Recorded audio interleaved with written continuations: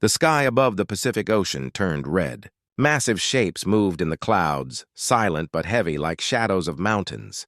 The people on Earth watched in shock as hundreds of alien ships entered the atmosphere. They covered the stars. Every camera, every satellite caught the same image, a fleet so large that the night itself disappeared under its dark hulls.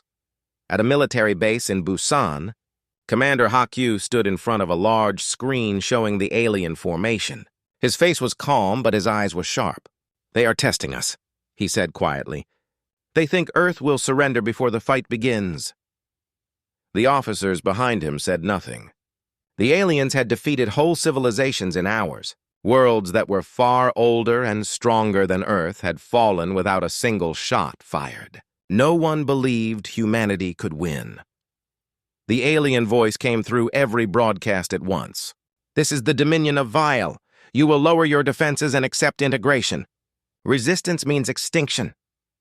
The voice was cold, deep, and emotionless. It was not a request. It was a sentence. In orbit, the alien ships began to spread. Their energy weapons glowed like burning suns. On the surface, panic broke out in cities. Governments prepared for the end. Yet, in the darkness of space, a small human ship watched silently from behind the moon. Inside, Captain Yoon Ji-tae spoke to his crew. "They have come at last," he said. "Activate the Veil Protocol. No transmissions. No signals. Earth goes dark. In seconds, every major human satellite shut down. The planet below went black to the alien scanners. The invaders blinked in confusion. Their sensors found nothing. No signals, no cities, no life. It was as if Earth had vanished. The lead alien ship sent out a pulse, searching for energy readings. Nothing came back. The commander of the Vile Fleet, a towering being named Kelvran, looked at his monitors in disbelief. "Impossible," he said. "A Class 3 civilization cannot cloak an entire planet." But Earth had done exactly that.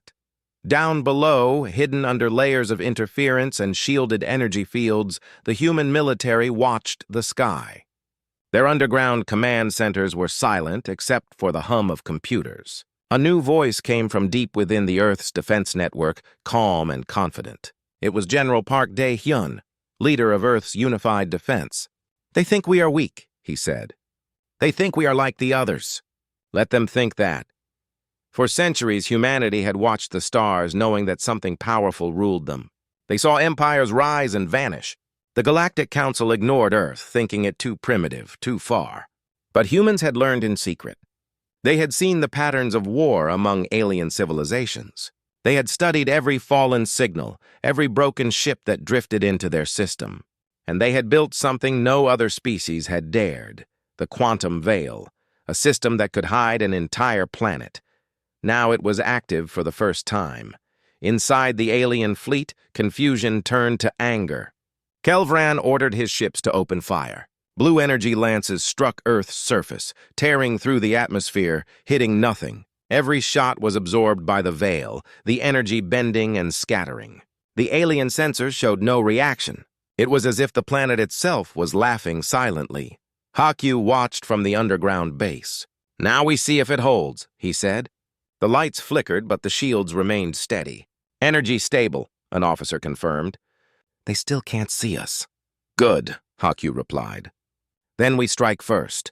From deep ocean bases and mountain hangars, hundreds of human ships rose silently. Their designs were old but efficient, built in secret for decades. Each ship carried advanced kinetic weapons, rail cannons that could fire projectiles faster than light. The ships left the veil in coordinated silence, invisible to alien sensors until it was too late. The first strike came from the dark side of the moon. A single projectile tore through the nearest alien destroyer, cutting it in half before it could raise shields. The explosion echoed across space. The Veil fleet turned in confusion, trying to locate the attacker. Another ship exploded, then another. Within minutes, 10 alien vessels were gone. Kelvran roared in fury. "Find them! Burn their world!" But every time the Veil ships fired, their weapons hit nothing. Every time they turned, a human missile appeared from the shadows and vanished again. The humans were invisible, unpredictable, and precise. It was not a fight. It was a hunt. On Earth, Commander Hakyu listened to the battle reports. "They are panicking," one officer said. "Their formation is breaking." "Then we keep pressure," Hakyu replied. "Do not show mercy. We fight until they remember Earth is not theirs to touch." The battle lasted for hours. The alien ships tried to retreat, but the humans had already surrounded them. Small Earth vessels darted between their massive ships, targeting engines, communication arrays, and reactors. The night sky lit up with fire. The Pacific shimmered with light as burning fragments fell through the clouds. Kelvran's command ship shuddered as explosions tore across its hull. "How?" he shouted. "How can a primitive species fight us like this?" His second officer looked pale. "Commander, their weapons, our sensors cannot track them. They are bending light. Even our shields fail!" Kelvran's anger turned to fear. This planet should not exist. On the human command deck, Yunjite watched through the tactical display. "Their fleet is in ruins," he said softly. "But don't celebrate. This is only the first wave. The Veiled Dominion has millions more ships. They will return with the full force of the Council." Hakyu nodded. "Then we will be ready." When the last alien ship exploded, the silence that followed was heavy. The Veil remained active. To the rest of the galaxy, Earth was still invisible, a quiet blue world lost in the dark. No one knew what had happened to the mighty Veil fleet. They had simply vanished, but rumors spread fast among the stars. Whispers told of a cursed planet, one that could not be found, one that destroyed anyone who came too close. The Galactic Council dismissed it as fear, yet none dared to confirm. Even Kelvran's final transmission, captured faintly by other ships, repeated only one line before it ended. "Do not go to Earth. They are not what we thought." On the surface, the cities slowly came back to light. People emerged from shelters and watched the dawn.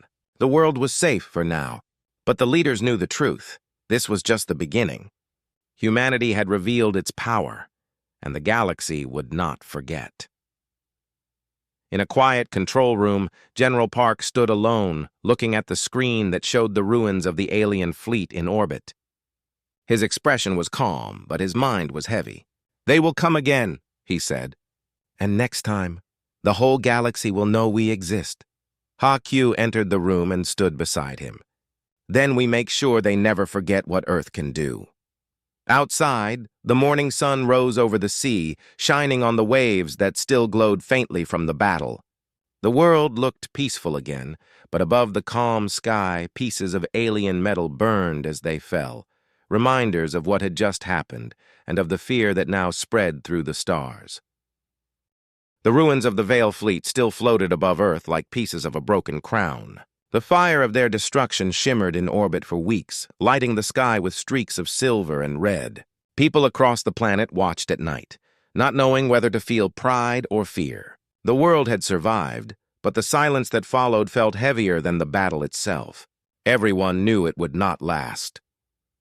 In the underground command center beneath the Ural Mountains, General Park Dae-hyun studied the latest reports.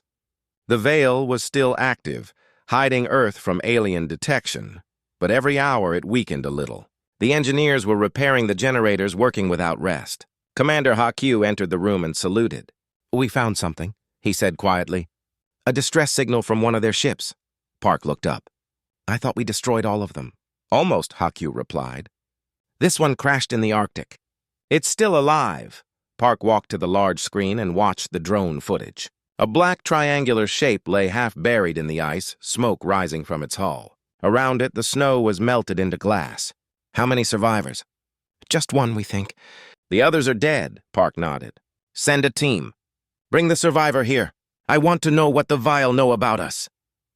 Hours later, a group of soldiers in thermal armor reached the crash site. The wind howled across the frozen plains as they approached the alien ship. Inside, the walls were covered in strange, glowing symbols. A sound came from the corner, weak breathing. The alien lay against the metal, its silver armor cracked, its eyes glowing faintly blue.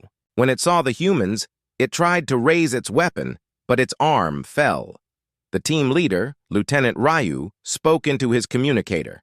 "We have the survivor. He's injured. Returning to base."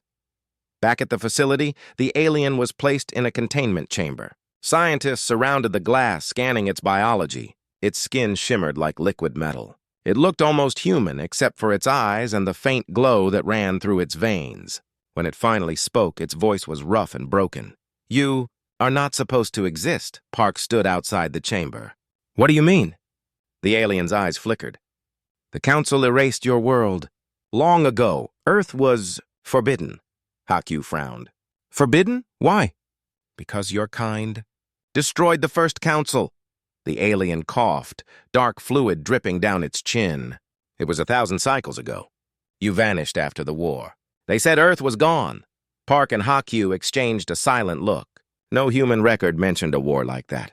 Humanity had barely left the solar system. "You're lying," Hakyu said. The alien smiled faintly. "You think you are the first humans? You think history began with you? The galaxy remembers differently." The words left the room in silence. Park felt a chill run down his spine. If what the alien said was true, it meant humanity had been here before, powerful enough to destroy empires and then forgotten. The alien coughed again, its energy fading. "They will come," it whispered. "Not just the Veil. The Council will come. They will burn the stars to find you, because they fear what you are." Before Park could ask more, the alien went still. The glow in its eyes faded. Hakyu turned to him. "Sir, what do we do now?" Park looked through the glass for a long moment. "We prepare. Whatever happened before, it's starting again." Far away, deep in orbit, a secret human station drifted near the moon's shadow. Inside, Captain Yoon Jite and his crew worked in silence. They were restoring communication with hidden colonies, small human outposts scattered beyond the solar system. For centuries, these colonies had stayed silent to avoid detection. Now they were receiving the signal from Earth again. "Transmission complete," the officer said. "Outpost Sigma confirms they received the coordinates." Jite leaned forward. "Good. Tell them to stay hidden, but prepare for defense. The Council will come for us soon."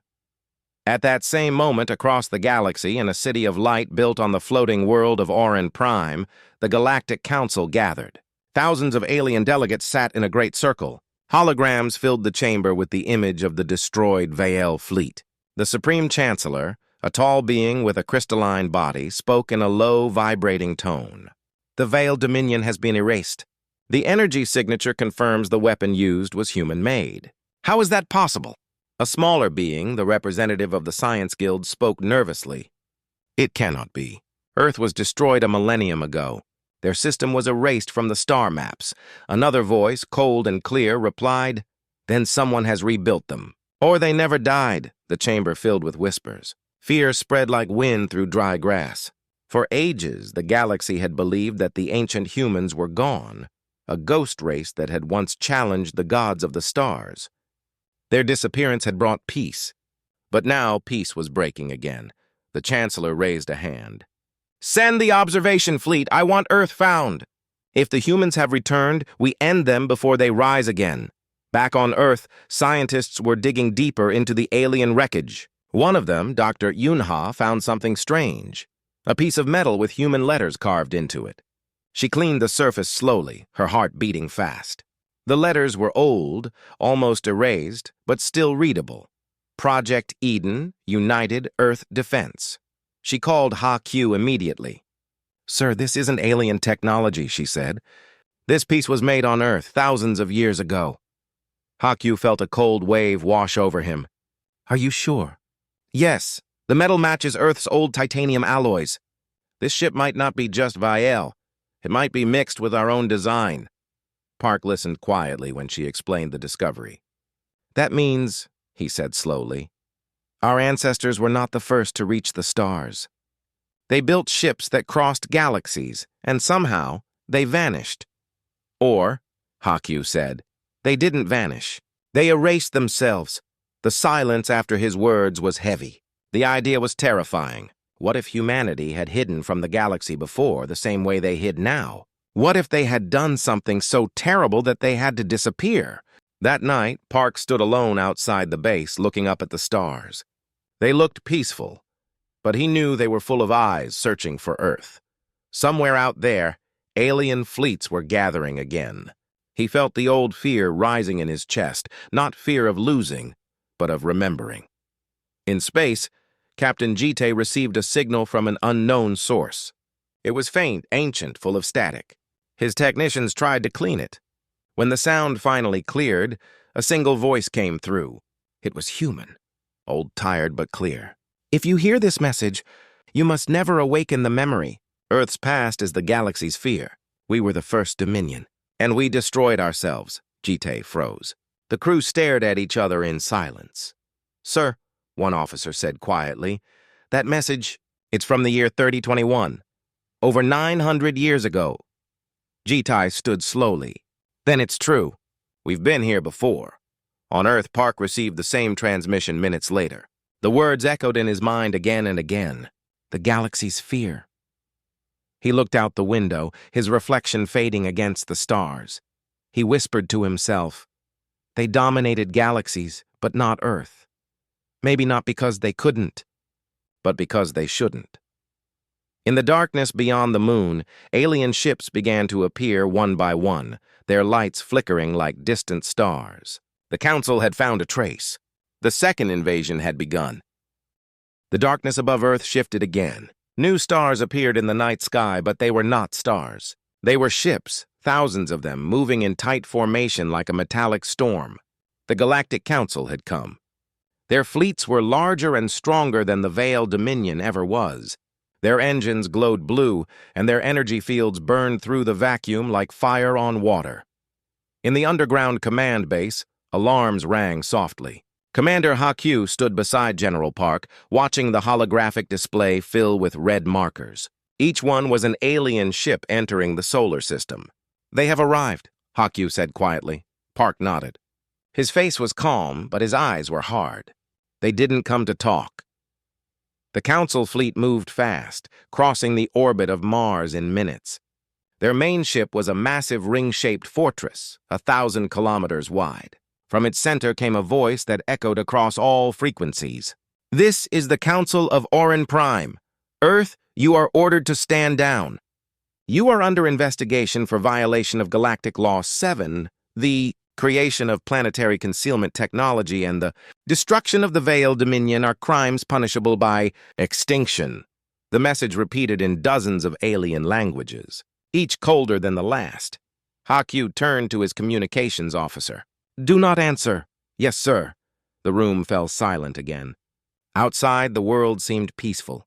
Children played, people rebuilt their homes, and cities glowed with new light. But deep under the surface, soldiers prepared for war. Every base, every hidden bunker, every defense satellite came online. Yunji Tai's ship, orbiting near the moon, received the new orders. His voice was steady as he spoke to his crew. We knew this would happen. They won't stop until we're gone. But we don't hide this time. We show them who we are. His second officer, Rena, looked worried. Sir, there are too many. Even if we fight, we can't win against all of them. Jitai looked out the window at Earth, its blue light glowing softly behind the veil. Winning is not the goal. Making them afraid is? Back in the Council flagship, the alien leaders watched their scanners. The planet is cloaked again, one of them said. Same pattern as before. It's the human defense field. The Supreme Chancellor narrowed his glowing eyes. They use forbidden technology. If we break their veil, we break them. The fleet began charging a massive energy weapon, a weapon that could destroy an entire world. Blue lightning gathered around the ring-shaped fortress. On Earth, every defense network detected it. They're preparing to fire, an officer said. Park nodded slowly. Then we act first. HFY, begin Operation Dawnstrike. HFY pressed his hand on the control console. Across the planet, hidden silos opened in deserts, under oceans, and inside mountains. Hundreds of human ships launched together, breaking through the veil like silent arrows. They spread into formation, forming a dark wall between Earth and the alien armada. Fire sequence ready, HFY said. Park gave a single command. Engage! From Earth's orbit, a rain of energy projectiles burst forward. They tore through the darkness faster than light, faster than sound. The first wave hit the Council ships, slicing through shields and armor. Explosions filled the void. Dozens of ships vanished in seconds. The aliens had expected weakness, not precision. The Council responded with chaos. Their weapon fired, but the beam missed. The humans had jammed its targeting systems. Inside the flagship, panic spread. "Their interference fields are collapsing our systems," shouted one alien. "They're using old human code, pre-galactic encryption." The Chancellor slammed his clawed hand on the console. "Destroy them!" The space around Earth became fire. The alien ships pushed forward, firing beams that shook the planet's magnetosphere. From below, people could see the lights burning like a second sun. Hakyu's fleet moved fast, weaving through the chaos. Every pilot flew with deadly skill. They had trained for years in silence for this very moment. Jitei's ship led the second formation, targeting the flagship. "Lock coordinates," he said. "Ready the rail cores!" His ship shook as debris passed close. "Fire!" he shouted. A massive projectile launched straight through space, piercing the energy barrier of the alien command ship. The impact was so powerful that it cracked the fortress's ring. Flames and energy poured out. On Earth, cheers erupted in the command centers. "Direct hit!" an officer yelled, but the celebration stopped when the alien weapon began charging again. The fortress, though damaged, still functioned. Park's face hardened. "They won't stop. They'll burn the planet if they can't control it." Hakyu turned to him. "Then we do what our ancestors did." Park looked at him, understanding slowly forming in his eyes. "You mean the message? The one from 900 years ago?" "Yes," Hakyu said quietly. "Project Eden wasn't just a defense. It was a weapon. A weapon meant to erase everything if humanity ever faced extinction again." Park stood still. The room was silent. Everyone understood what that meant. "Are you suggesting we destroy ourselves?" an officer whispered. Hakyu's voice was calm. "If we fall, we take them with us. That's why they fear us. That's why they erased our name from history." Park looked at the display one last time. The alien fleet was closing in. The planet trembled under the force of their weapons. He placed his hand on the activation terminal. "Prepare the Eden core." Deep under the surface, giant reactors came alive. The ground rumbled as blue light spread through the tunnels. Across the oceans, ancient machines rose from the depths. Machines built long before modern Earth, from the age of the first humans. Yunji-tai saw the light from orbit. "They're activating Eden," he said. "All ships, pull back to minimum safe distance." The aliens saw it too. Their sensors screamed warnings. The energy levels coming from Earth were beyond anything they had ever recorded. "What are they doing?" one alien shouted. The Chancellor stared at the growing light. "They're awakening something that should never exist." The glow spread across the planet like dawn. The veil turned white, brighter than any sun. Then suddenly everything stopped. The alien weapons powered down. Their ships froze. Every engine, every circuit, every AI went silent. Hakyu watched his screen in disbelief. "They're disabled?" Dr. Yunha ran into the control room. "The Eden core has released a field. It's not destroying them. It's rewriting them." Park looked at her sharply. "Rewriting?" "Yes," she said, her voice trembling. "It's sending a code through the entire galactic network. It's overriding their systems with a command. To remember." In space, the aliens screamed. Their memories flooded with images of fire, of war, of human fleets burning across the stars. The truth they had hidden for 1,000 years came back to life. They remembered who destroyed the first council. It was not monsters, not machines. It was humans. The alien fleets began to break apart, fleeing in all directions. The Chancellor's final message echoed across space. "The humans have returned. The galaxy will never be the same." On Earth, the light faded. The veil dimmed and silence returned. Hakyu turned to Park. "It worked. They're gone." Park nodded slowly, but his face was not calm. "No," he said. "They're afraid again. Fear makes enemies. We may have won today, but this war is older than we are." Above them, in the quiet sky, the stars looked peaceful once more. But hidden behind their light were memories of ancient battles and civilizations that once bowed to Earth. Humanity had awakened something that could not be forgotten again. In orbit, Yunji-tae watched the Earth turning below. "They thought they ruled the galaxy," he whispered. "But even they can't rule their own fear." The blue planet glowed softly under the stars, silent and strong, the same world that had once dominated galaxies, and the same world the galaxy still feared to touch. The galaxy was in chaos. The great fleets that once ruled the stars were scattered. Entire empires had gone silent. Planets that once spoke with pride now whispered only one name: Earth. The humans had returned, and every world that had once mocked their weakness now trembled in fear. The stories spread fast, carried by traitors, spies, and broken soldiers. They said the humans had awoken the ancient weapon, that they could bend machines and memory itself. No one knew how, and no one wanted to find out.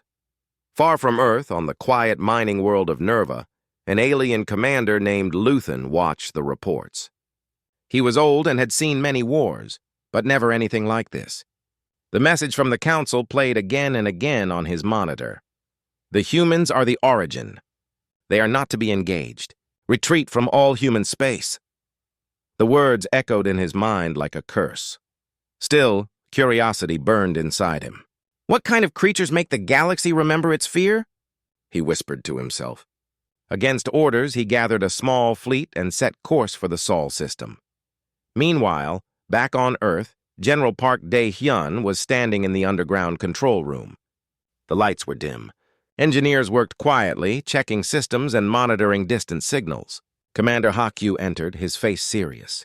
"Another fleet is coming," he said. Park did not look surprised. "How many?" "Only 10 ships," Ha-kyu replied.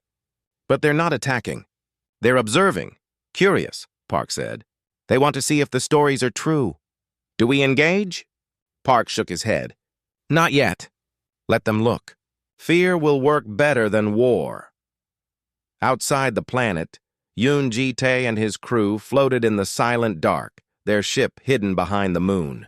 They watched as the alien fleet entered Earth's orbit. The ships were sleek and gray, with no weapons active. Ji-tae narrowed his eyes. "They're not the Council. Their signatures are different. They're explorers," Rena nodded. "Should we reveal ourselves?" Ji-tae thought for a long moment. "No, let them find what they came for. Earth's silence is its strongest weapon." The alien commander, Luthen, watched the blue planet below through the glass of his bridge. "It looks so peaceful," he said. "How can something so quiet destroy empires?" One of his officers looked uneasy. "Sir, our sensors can't read the surface." "The same interference," the Council reported. "Then we go closer," Luthen said. As his ship descended toward the atmosphere, warnings flashed. Energy spikes appeared all around them. Luthen froze. "Shields up!" he shouted. Before his ship could react, beams of light surrounded it, not as weapons but as scanners. The ship's systems went dark. The engines stopped. The crew shouted in panic. The alien screens turned black. And then a voice spoke through their comms. It was calm and human. "You are trespassing near Earth. Leave or be forgotten." Luthen tried to answer. "We came in peace." "We only seek to understand." There was silence. Then the voice replied, "Understanding has a cost." When the light faded, Luthen found his ship drifting in open space, far away from the solar system. The Earth was gone from their scanners. His officers looked around in confusion. "What happened?" one asked. Luthen said nothing. His hands trembled. "They didn't move us," he whispered. They moved the system. The story of Luthen's encounter spread quickly. It became the final proof that Earth could not be touched. No one dared to enter its region again. Back on Earth, Ha-kyu stood before a large display showing the galaxy map. A wide zone around the solar system now appeared empty, uncharted, avoided by all. "We have become a myth," he said softly. Park nodded. "And myths are powerful." But something else was happening beneath the surface. Dr. Yunha had been studying the Eden core since the last battle. She noticed strange signals deep inside it, signals that did not come from Earth. One night, she ran to Park's office holding her tablet. "Sir, I think the Eden system is not just ours," she said. "It's sending messages." "Somewhere. Where?" Park asked. "Not within the galaxy," she said. "Beyond it," Park frowned. "To who?" "I don't know," she whispered. "But someone is answering." The idea chilled him. The Eden weapon was supposed to protect Earth, not communicate with unknown forces. Park ordered her to track the signals. Days passed and more replies came, each one stronger than before. In space, Yoon Ji-tae's ship detected the same energy bursts. "They're not alien frequencies," his engineer said. "They're human." Ji-tae looked at him sharply. "Impossible. There are no human colonies that far out." The engineer turned the monitor toward him. "Then who's sending them?" On the far edge of the galaxy, a forgotten world came to life. Its surface was metallic, covered in broken cities and dust. Machines woke from sleep, glowing with blue light. In the heart of the ruins stood a giant structure with the symbol of old Earth carved into it, a circle with wings. A mechanical voice spoke as the lights came on. "Signal received." Origin confirmed. "The children of Earth have returned." The machines began to move, building, repairing, activating long dormant systems. The air filled with the hum of engines and energy. The lost colony of the First Dominion was waking up. Back on Earth, the transmissions grew louder. Dr. Yun-ha watched in awe. "They're not just responding," she said. "They're coming here." Ha-Kyu leaned closer. "You mean survivors?" "From the old human empire?" "Yes," she said. "Or what's left of it." Park stood silent for a long time. "Then history is repeating itself," he said finally. "The last time they came, the galaxy burned. Outside the atmosphere, the stars seemed to shimmer. Strange shapes appeared far beyond Pluto, fleets of unknown design moving with precision. They did not belong to the Council or any known alien race. They were human, but not from Earth. When their signals reached the solar system, the Earth Defense Network came alive. Ji-tae's ship intercepted the message first. A calm, ancient voice spoke. "To the descendants of Earth, we are the first. You have awakened Eden. The galaxy will not forgive you, and neither will we." Rina's face turned pale. "They're not allies." Ji-tae's hands tightened on the console. "No," he said quietly. "They're the reason we vanished." On Earth, alarms echoed again. "Unknown fleet approaching," shouted an officer. "Human signatures confirmed." Ha-Kyu stared at the screen in disbelief. "How can they be human?" Dr. Yun-ha looked terrified. "If these are the First Dominion, they might see us as the mistake, the ones who destroyed their empire." Park's voice was calm but low. "Prepare for defense. If they remember us as enemies, then we fight again, this time against our own." The sky darkened as the fleet entered the system. Their ships were enormous, black and silver, shaped like wings of stone. No one on Earth had seen technology like this. The old empire had returned, and they were not coming in peace. In orbit, Yoon Ji-tae watched as the unknown ships formed a circle around the solar system. "They're not firing," he said. "They're surrounding us." "What are they waiting for?" Rina asked. Ji-tae looked at the readings. "A signal. They're scanning for Eden." Deep below, in the control room, the Eden core pulsed with blue light. It had awakened something ancient, something older than fear. Dr. Yun-ha whispered, "They're following the same signal we sent." Park looked up at the ceiling, where dust fell from the vibrations. "Then the past has found us again." Outside, the stars dimmed as the ancient human fleet prepared to speak. The message that came through was slow and haunting. "We were the rulers of galaxies. We erased ourselves to stop the cycle of fear. But you brought it back. Now we must decide if you deserve to exist." Ha-Kyu stared at the transmission in silence. Park said nothing for a long time. The room was filled with only the sound of the Eden core humming deep beneath their feet. The war was not between humans and aliens anymore. It was between the two versions of humanity, the old and the new. And somewhere in the distance, the galaxy watched, waiting to see which would survive. Darkness covered the orbit of Earth as countless alien ships floated like a silent storm above the blue planet. Their fleets stretched across the horizon, blocking sunlight and casting shadows over the cities below. The Galactic Union had arrived to destroy what they could not understand, what they feared. They believed Earth had become too powerful, too strange, too unpredictable. But as the alien fleets prepared for their final strike, the humans below did not run. Instead, lights began to rise from every continent, forming thousands of glowing trails that pierced the atmosphere. The alien commanders watched in disbelief as human warships appeared from the clouds, from the oceans, from hidden bases across the moon. Humanity had been waiting. Commander Han stood on the bridge of the ship Aegis Dawn, his eyes calm but sharp. Around him, his crew moved with silent discipline. The enemy fleet was 10 times their size, but they were not afraid. Han had seen this before. Arrogance of those who thought power came only from size. "They think we are the same Earth they left behind," he said softly. "They still do not understand us." His second-in-command, Lieutenant Mira, glanced at the tactical screen. "They're deploying planetary bombs. They want to end everything." Han smiled faintly. "Then we'll show them what they fear most. Humans who think differently." In the deep void, the alien flagship Varion Prime received signals of human activity. Admiral Therka, the supreme commander of the Union's fleet, narrowed his 6 eyes. "Why are they not fleeing?" he asked. His officer trembled. They are launching something. We detect unknown energy spikes from multiple locations." Before Therka could respond, a blinding flash erupted from the moon. The alien scanners went blind for 3 seconds, and when they recovered, the human fleet had vanished from sight. "Stealth technology?" the Admiral shouted. "Impossible! No species has ever—" His words were cut short as explosions erupted across his formation. Human ships appeared behind the alien lines, emerging from folded space.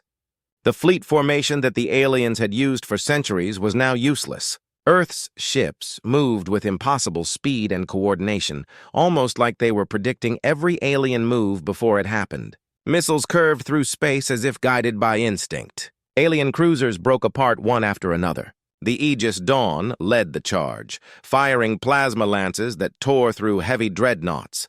Mira gasped as she watched the enemy ships fall. "How are we doing this?" she whispered. Han looked at the glowing interface before him. "Because we learned from them. Every battle they ever fought, every mistake they ever made, our AIs learned it all. But the real weapon isn't the AI." He turned to her and smiled. "It's us. Humans never stop learning. We turn every fear into strength." On the ground, cities across Earth were silent. People gathered on rooftops and fields, watching the sky blaze with colors of war. Old men who once feared alien ships now stood proud. Children looked up in wonder, holding their parents' hands.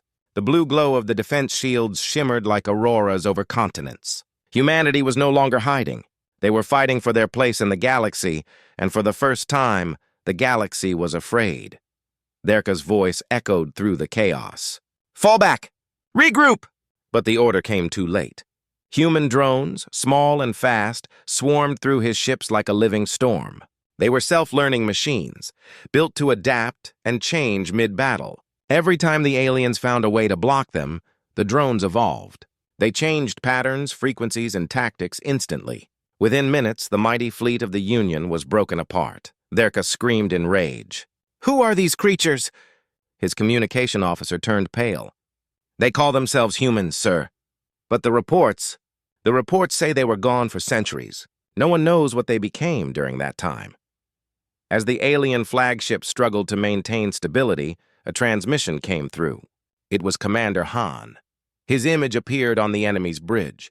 Calm, determined, almost sorrowful. "You brought war to us," he said, his voice steady. "You thought we were weak because we were quiet. But peace was never our weakness. It was our preparation." Therka glared at him. "You think you can defeat the Union?" Han shook his head slowly. "We already have. You just haven't accepted it yet." Then the transmission cut, and Earth's fleet fired one last coordinated volley.